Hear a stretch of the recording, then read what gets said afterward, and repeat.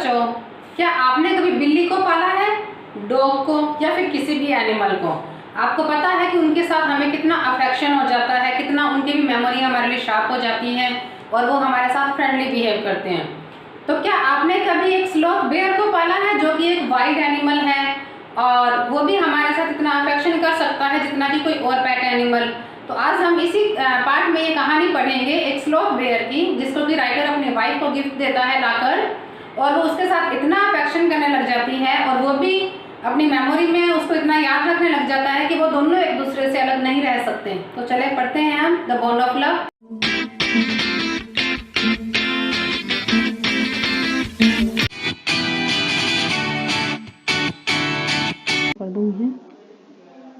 The bond of love. I'll begin with Bruno, my wife's pet sloth bear. I got him for her by accident. मैं Bruno से begin करूंगा, start करूंगा।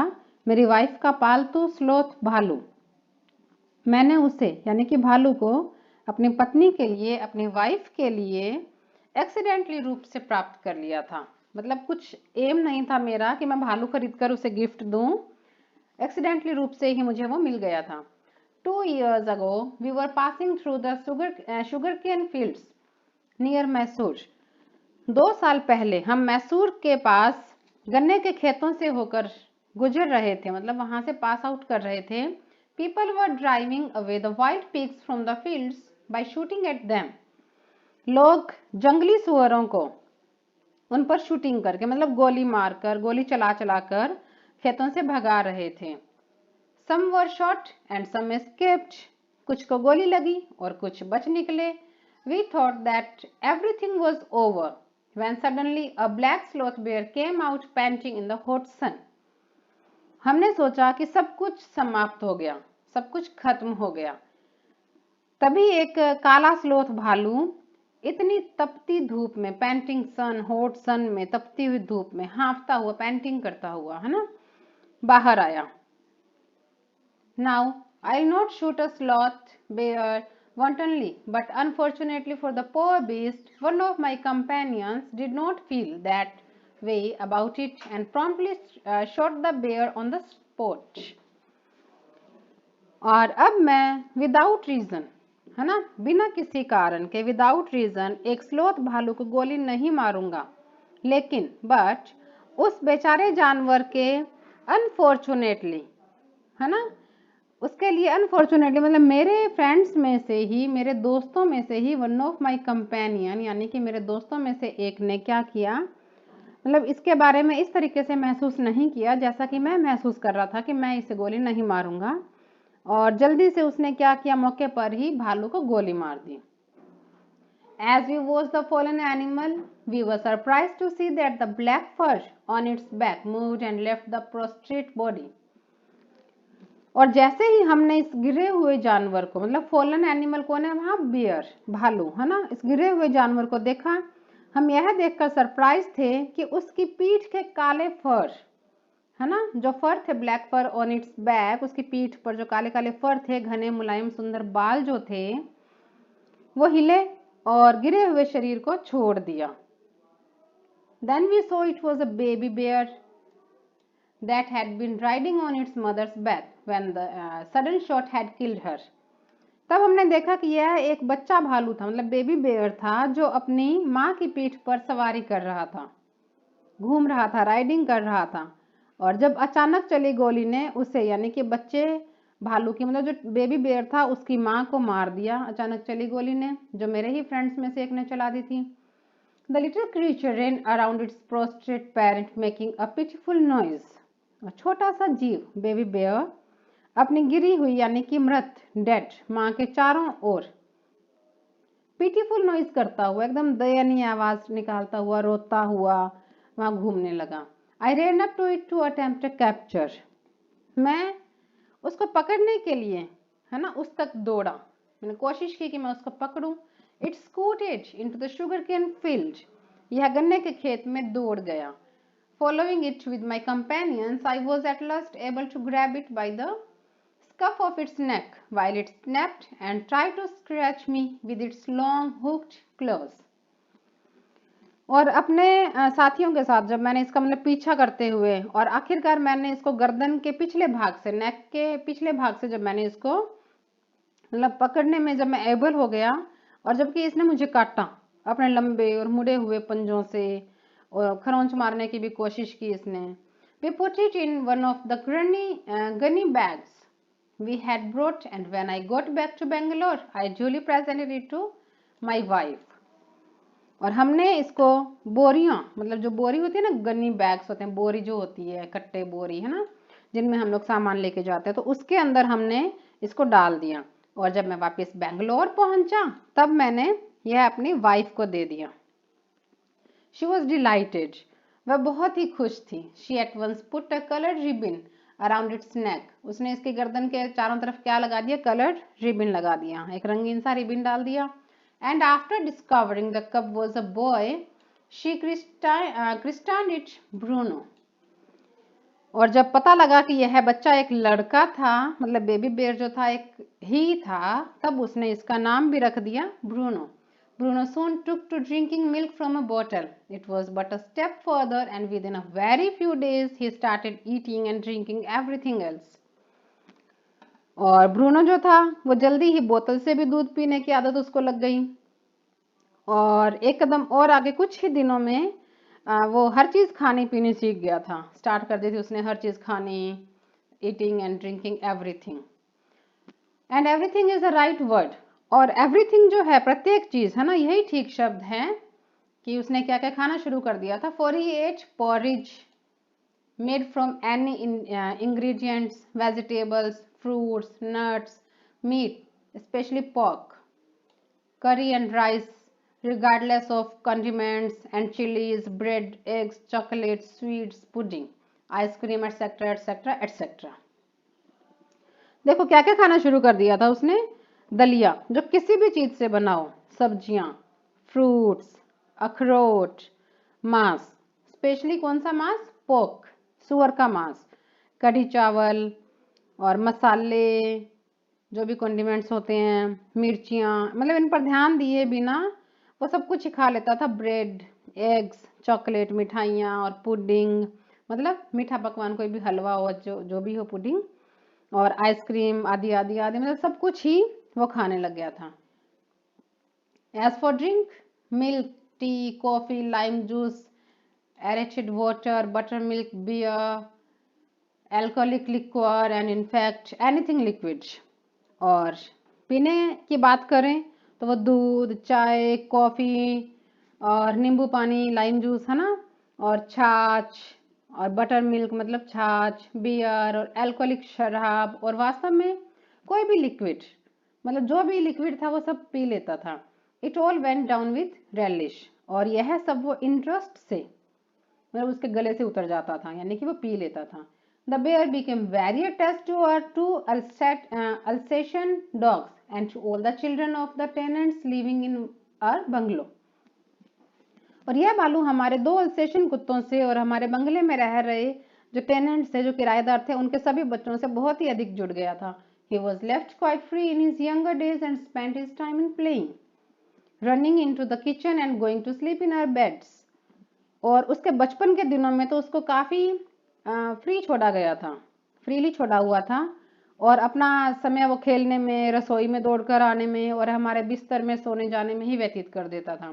One day an accident befell him, एक दिन उसके साथ एक दुर्घटना घटी। I put down poison, barium carbonate, to kill the rats and mice that had got into my library.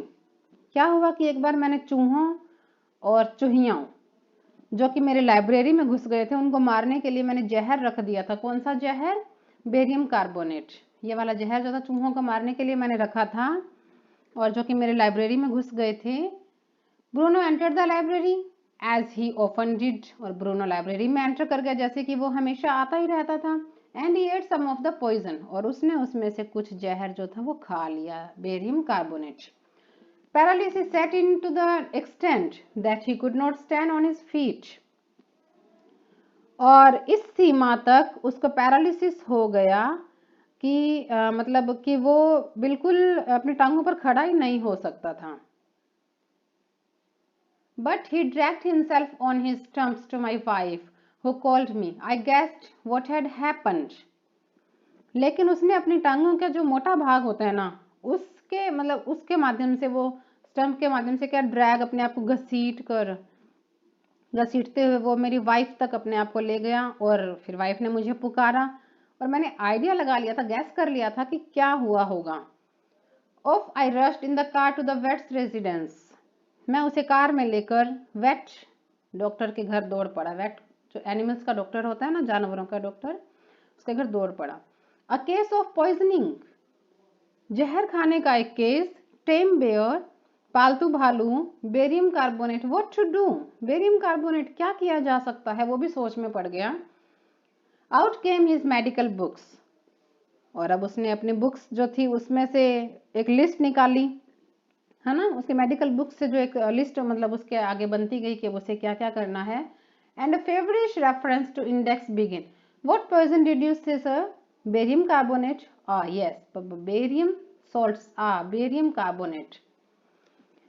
तो अब उसने क्या पूछना शुरू कर दिया, एक रेफरेंस स्टार्ट हो गया कि आपने कौन सा जहर कहा सर, मतलब डॉक्टर ने पूछना शुरू कर दिया, वेटनरी ने।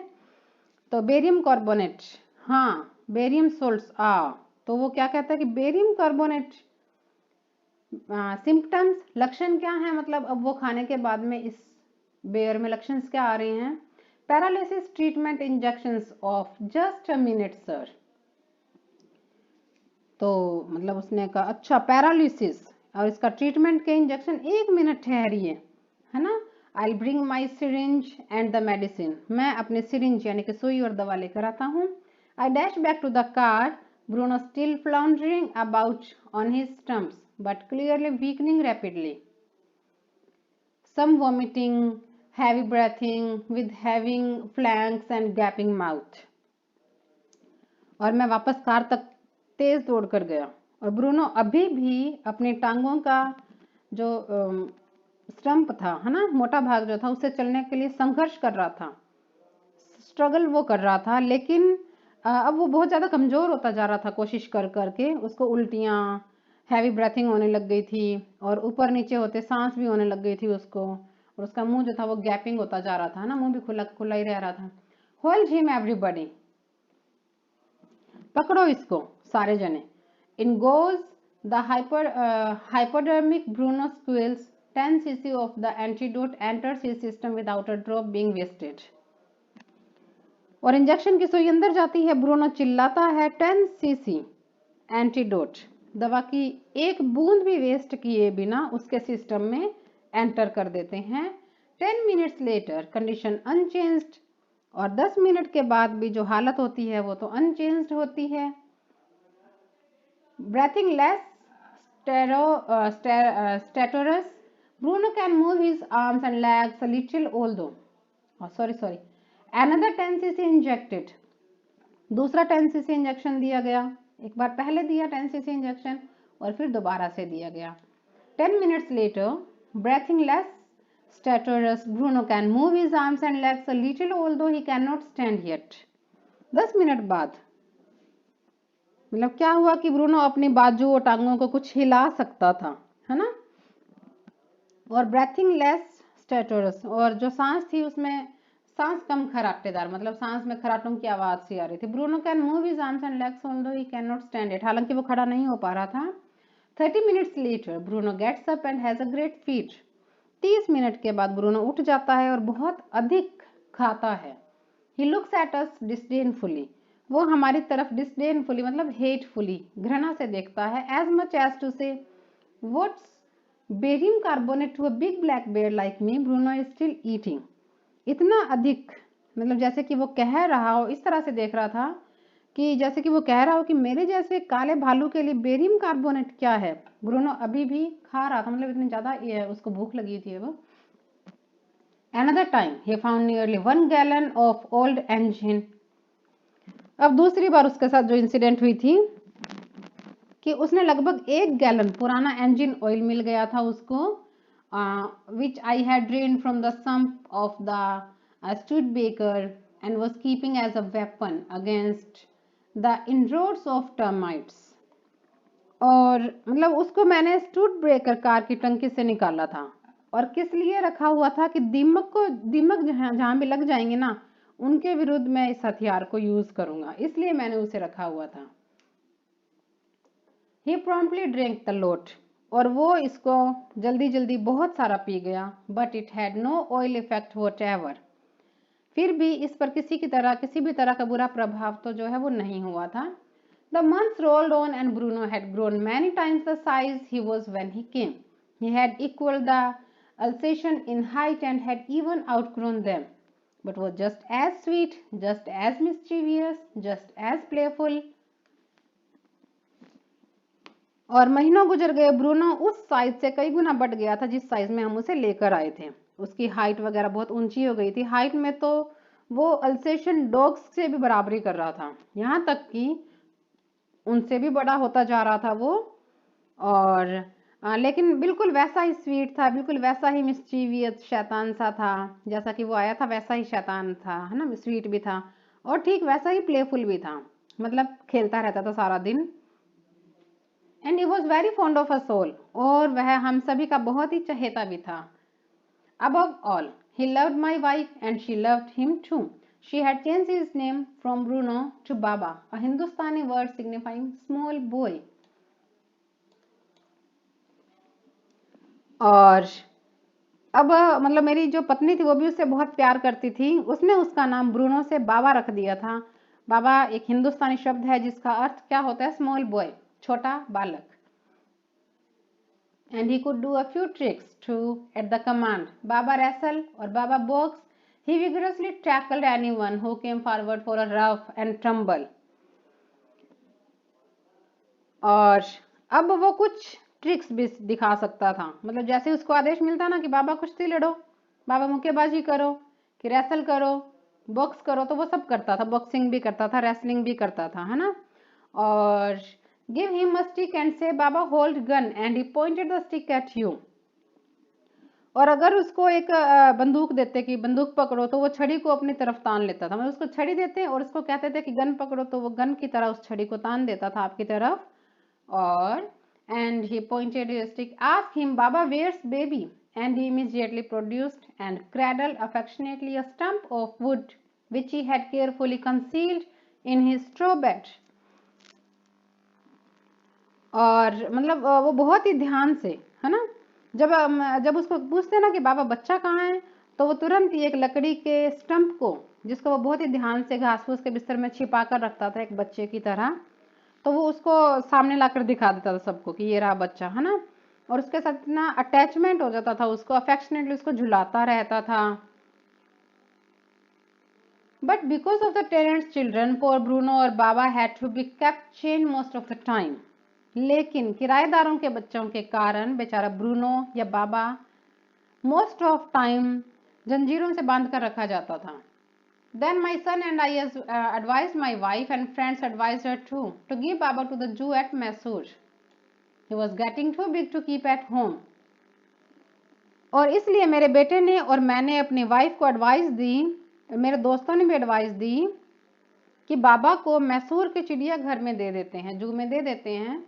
He was getting too big to keep at home, कि वो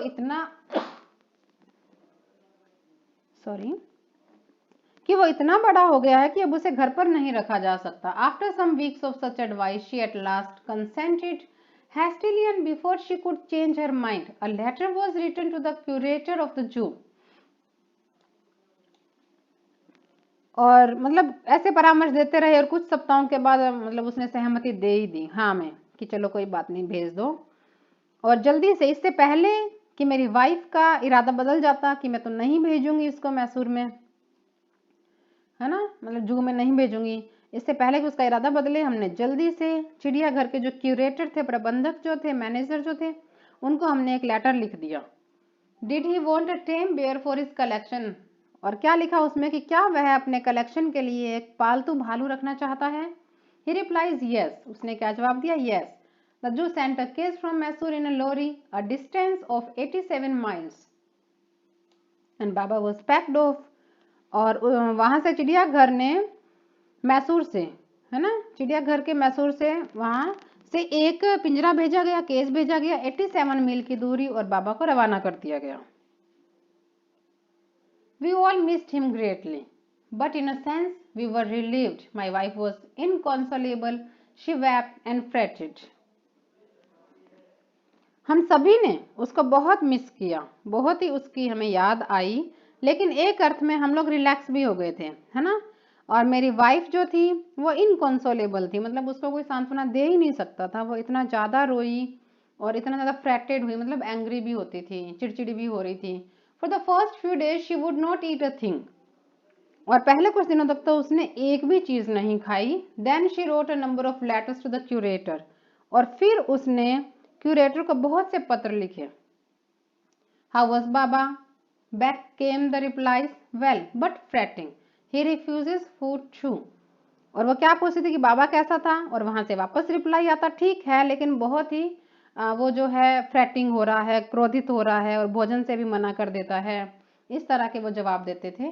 after that friends visiting Mysore were back to make a point of going to the zoo and seeing how Baba was getting along. इसके बाद जो भी दोस्त, जो भी फ्रेंड मैसूर यात्रा करने जाते, तो उनसे हम लोग रिक्वेस्ट करते थे कि वो चिड़ियाघर जाएं और बाबा को देख कर आए कि वो किस हाल में है। They reported that he was well but looked very thin and sad. और वो भी आकर रिपोर्ट देते थे कि वो ठीक था, लेकिन बहुत ही कमजोर और उदास दिखाई दे रहा था। At the keepers at the zoo said he was fretting. और चिड़ियाघर के जो भी कर्मचारी थे वहां पर, है ना, ऑल द कीपर्स, जो भी कर्मचारी थे, उन्होंने बताया कि वो फ्रेटिंग हो रहा था, बहुत चिड़चिड़ा भी हो रहा था। मेरे दोस्त भी आकर के ये सब खबर देते थे। For 3 months I manage to restrain my wife from visiting Mysore. 3 महीने तक मैंने अपनी वाइफ को मैसूर यात्रा करने से रोक कर रखा कि उसे वहां नहीं जाने दूं। Then she said one day, I must see Baba. Either you take me by car or I'll go myself by bus or train. So I took her by car. फिर उसने एक दिन कहा कि मैं तो अब बिल्कुल जरूर आई मस्ट बाबा को देखने जाऊंगी, या तो आप मुझे कार से ले चलें या मैं खुद ही बस या रेलगाड़ी से चली जाऊंगी। तो इसलिए आई टूक हर बाई कार, में उसे कार से ही ले गया। Friends had conjectured that the bear would not recognise her. दोस्तों ने कंजेक्चर्ड किया, मतलब आइडिया लगाया, अनुमान लगाया कि भालू जो है वो उसको नहीं पहचानेगा, आपकी वाइफ को। I had thought so true, मैंने भी ऐसा ही सोचा था। But while she was yet some yards from his cage, Baba saw her and recognised her. लेकिन जैसे ही अभी भी पिंजरे से कुछ दूर ही थी मेरी वाइफ कि बाबा ने उसे देखा और उसको पहचान लिया। ही हाउल्ड विद हैप्पीनेस, वो खुशी से हाउलिंग करने लगा, हूकने लगा। She ran up to him, वह उस तक दौड़ी। Patted him through the bars, और लोहे की छड़ों के अंदर से ही उसको थपथपाया। And he stood on his head in delight, और खुशी से वह सिर के बल खड़ा हो गया। For the next 3 hours she would not leave that cage. She gave him tea, lemonade, cakes, ice cream and what not. और अगले 3 घंटे तक उसने पिंजरे को नहीं छोड़ा। उसने उसको चाय, नींबू सोडा, केक्स, आइसक्रीम और क्या क्या नहीं दिया। Then closing time came and we had to leave, और तब चिड़ियाघर के बंद होने का समय हो गया और हमें चलना पड़ा। माई वाइफ क्राइड बिटरली, मेरी पत्नी बिलख बिलख कर रोने लगी। बाबा क्राइड बिटरली, बाबा भी बिलख बिलख कर रोने लगा। Even the harden curator and the keepers felt depressed, यहाँ तक कि कठोर क्यूरेटर और कर्मचारी जो थे वहां पर, जो कीपर्स थे, वो भी दुखी हो गए। As for me I had reconciled myself to what I knew was going to happen next. जहां तक मेरी बात है, मैंने स्वीकार कर लिया था कि मैं जानता था कि अब आगे क्या होने वाला था। Oh please sir, she asked the curator, may I have my Baba back?